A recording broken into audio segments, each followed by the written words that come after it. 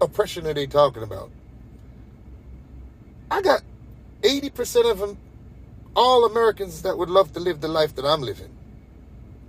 And what I did to get it, I worked hard. I worked 16 hours. I worked 12 hours. I worked 20 hours. I just worked hard.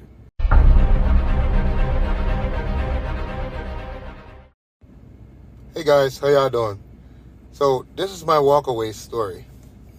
That started a few years ago with a guy called Kevin Samuels, where he was sort of talking to men about taking accountability for our actions, working hard, being an independent thinker, forming your own analogies. And it started to dawn to me that a lot of my values, a lot of the things that I find important was definitely not aligned with the democratic thinking. One of the things that's most important to me is families, right? And with abortion being, legal all over the state, and you could just go get an abortion at any time, or that's what they want.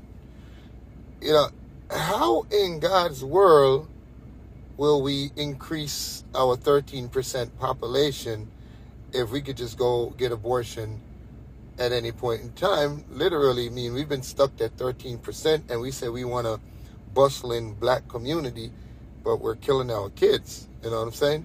Can you imagine if my mom had gotten an abortion? I would not be here. Then I started to go down the rabbit hole and sort of figure out why we have such a lack of families in the black, in the black community.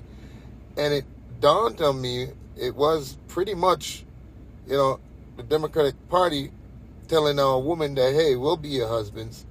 Kick your husband out the house, and you'll get a house, and you'll get food stamps, and you'll get stuff. And the more kids you have, we'll give you some more free stuff. And anyone knows, without a strong father in a house, it creates kids that are dangerous, kids that just does not know how to be respectful and so forth. Not saying a mother can't do it, but definitely up to this day, I'm still afraid of my dad, and I'm 45 years old. Okay, yeah. The next thing that sort of drove me across the line was, I have 3 daughters.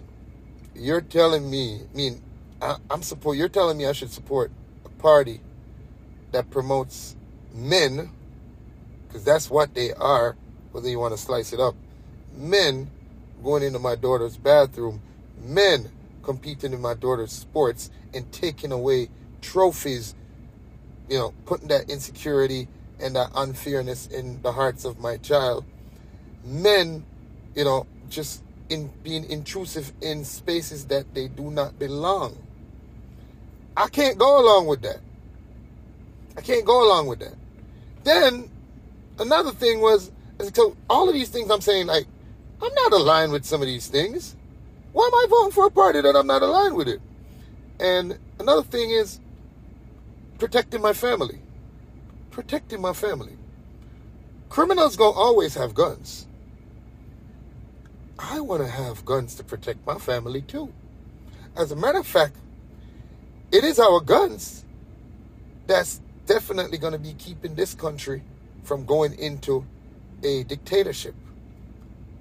Dictators know, as long as we got guns, it ain't happening. So these are just some of the things that just drove me across the line. And I'm going to tell you the truth. I'm never going back. Never going back. Even when they talk about racism and oppression, I'm like, what oppression are they talking about? I got 80% of them, all Americans that would love to live the life that I'm living. And what I did to get it, I worked hard. I worked 16 hours. I worked 12 hours. I worked 20 hours. I just worked hard. So, this racist bullcrap,